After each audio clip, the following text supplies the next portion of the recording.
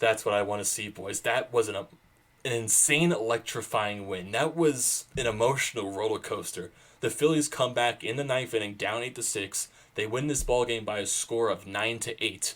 Bryce Harper with a walk-off double that scores 2 runs. This game was just, like I said earlier, was an insane emotional roller coaster from our offensive production early in this ball game to us blowing the lead late in this ball game. It was just insane emotional roller coaster throughout the entire thing. Vince Velasquez was on the mound today. He started off strong, but then ended very poorly. He only goes 4 and 2/3 innings, strikes out 7, but does give up 4 home runs. And that was pretty much the summary of this ball game. The long ball on both sides of the plate. The Los Angeles Dodgers majority, I think all of the runs were off the long ball, and the Phillies majority of the runs were also off the long ball. And same thing for Walker Buehler. He started off a little shaky against the Phillies lineup, but then he started to get better as the game went on. But on Vince Velasquez's side, he started to get worse as the game go on because the Los Angeles Dodgers were starting to read him a little bit, and he was missing locations through and through as well. But little summary of this ball game: Scott Kingery, back-to-back nights, he hits another home run. So Scott Kingery showing more pop off his bat. That's his 13th home run on the season, and he's, like I said in many videos before, he's been one of our more consistent hitters, and he's starting to earn more of a better role on the MLB club, and he's starting to become a major threat in this league. Hopefully that just shows to go the rest of the season for Scott Kingery, because he's one of our best players, and he will be a key piece in the future for this ball club. Then we get top of the second inning. Max Muncy answers right back with a bomb. He hits it into the second deck. Ties this game up 1-1. But in the bottom of the second inning for the Phillies, JT Realmuto reaches on with an error. Then replacing Michael Franco because he's out with a little bit of a groin injury, but also being sat because of the lack of hustle yesterday. He plays for Michael Franco. Brad Miller comes up with the man on. Hits a bomb, just landed right under the second deck. Makes it 3-1 Phillies. But then later in the second inning, we get 2 men on for Bryce Harper. A couple pitches in, he crushes it over the wall and over the brick wall in center field, landed where the cameras were. And I feel like a lot of Bryce Harper's home run this season, especially at home, majority are over 400 feet at least. I know there's probably been like maybe fewer some that went a little bit above 300, 350 or something like that. But majority of his home runs are above 400. And Bryce Harper, lately, he's getting really hot. And second half Bryce Harper usually goes on a major power surge. And I feel like in this second half of the season, we're going to see the guy that we signed that $330 million to. Even though he was showing that mostly for the first half, because he had a solid first half, just the power numbers weren't there. But I feel like this second half, Bryce Harper is going to show more of his power side, more of that MVP caliber player. And I feel like that's what we're going to get with Bryce Harper going down the road. And then, top of the fourth inning, Cody Bellinger hits another home run back-to-back nights. 3 home runs in this series so far in his league-leading 34th home run. Makes it a 6-2 ball game. No, 6-3 ball game. 6-3 ball game actually, because it was a 2-run home run. Then A.J. Pollock hits a home run, which makes it a 6-4 ball game. Then Jock Peterson, in the top of the 5th inning, makes it a 6-5 ball game. And it's 6-5 down the stretch for the rest of this ball game till the top of the 9th inning. And before the top of the 9th inning, actually, like before it even started, a rain delay comes down. Matter of fact, Mother Nature decided to bring a little bit of a pouring little element right there. It was just like, you can't play this ball game, let the 9th inning finish off. But no, it was actually pouring a lot.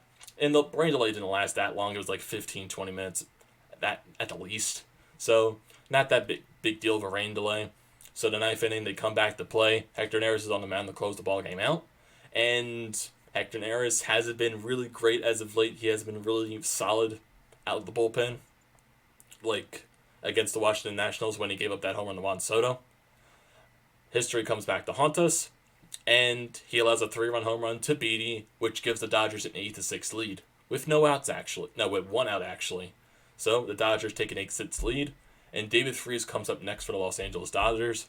And Hector Neris beams it with a fastball into the back. And that is intentional. Not like last night when Rios missed with a slider and hit Turner. This was intentional, when you beam someone in the back with a fastball.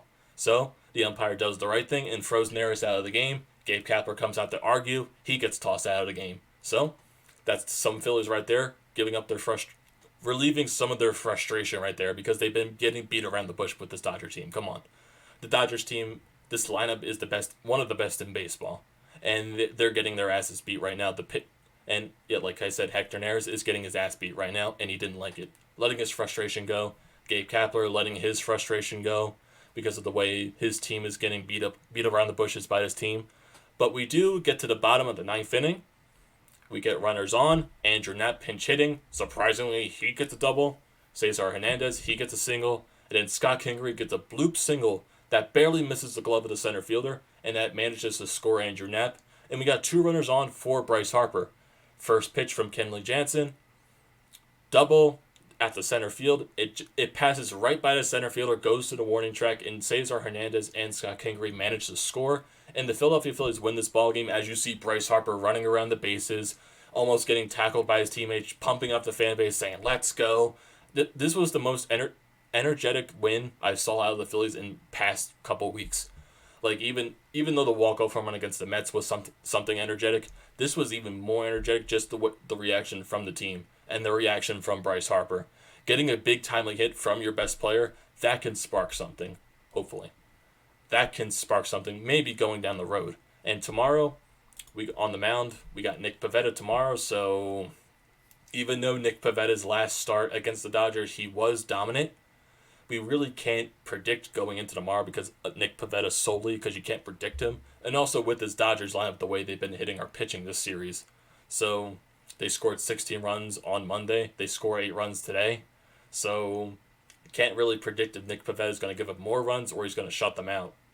Can't really say. But stat line for the ball club today, Cesar Hernandez actually led off this ball game. Scott Kingery hit second for Gene Segura, who was also out of this ball game with a little bit of an ankle issue. Cesar Hernandez goes 1 for 4. Scott Kingery goes 2 for 4 with the home run, and he scores 3 runs. Bryce Harper, he goes 2 for 3 actually, with the home run and the big RBI double late in this ballgame. He gets 5 RBIs this ballgame. That's huge. And Bryce Harper this season, we all know he thrives with runners in scoring position, and he just basically sealed the deal today with the runners in scoring position. Rhys Hoskins had a really quiet night. He goes over 4. Jay Bruce, this is a story about Jay Bruce. Like halfway through this ball game, he has a little check swing, and he feels a little bit of a tug in his rib area. He feels a little bit, probably feels a little bit pressure, a little pain, and it's probably an oblique thing or something wrong with his ribs. And they took him directly out of this ball game. I think there was an MRI given out during the ball game, and I think it's something like a strained oblique, and that's not good to hear. So we probably won't know the extent of this injury probably until tomorrow, or the length of probably how long he's going to be out. We probably won't figure that out until tomorrow, so we probably won't see Jay Bruce for a little bit. So we're probably going to have to deal with Roman Quinn in the outfield, probably for the time being, or Adam Hazley is going to get some more outfield time. We don't know. And also, Adam Hazley did play in today's ballgame as well, so he might get the more time in the outfield. But then we get JT Realmuto. He goes 0 for 4. He reached on an error on the Brad Miller home run. Brad Miller goes 1 for 4 with 2 RBIs on that home run. Adam Hazley goes 0 for 4. Quiet night for him. Vince Velasquez, at the bat, he goes 1 for 2 with a run scored. So, interesting night offensively, getting timely hits throughout the top of the lineup and the bottom of the lineup, actually. The middle of the lineup with Jay Bruce, JT, and Rhys didn't really do much, but getting timely hits from the top and bottom of the lineup is always important. It's always nice to see, and that's what happened in tonight's ballgame. And stat line for Vince Velasquez, like I said earlier, goes 4 2/3 innings, 5 hits allowed, 4 earned runs. Now he gives up 5 runs actually, 4 of them were earned, and he strikes out 7, but does give up 4 home runs. But then the rest of the bullpen, besides Hector Neris, comes down and shuts the door the rest of the way. Alvarez comes in for an inning and a third, strikes out 2. Then Juan Nicasio comes in for 2/3 innings, strikes out 2. Adam Morgan for an inning and a third, doesn't strike out anyone, but he does shut down the door. And then Hector Neris comes in for that inning and a third, gives up the 3 runs and strikes out 1, and the big home run to Beatty. But then Suarez comes in after Neris and shuts down the rest of the inning. And we win this ball game, thankfully. So, like I said, this was a major emotional roller coaster from how good our offense was early. Everyone was getting excited. But then you saw the Dodgers start to creep back into this ball game, and you saw on social media, oh my God, here we go again, here we go. The Phillies are going to blow this lead. I could just predict it right here. Yada, yada, yada, yada. And then we blow the lead in the ninth inning. It's a classic Phillies, classic Phillies. This team sucks. I'm done with this ball club, blah, blah, blah, blah, blah, blah, blah. Trust me, I was part of this crowd too because I was also pissed when BD hit that home run. But I also kind of expected because I saw the Dodgers creeping up so much in this ball game.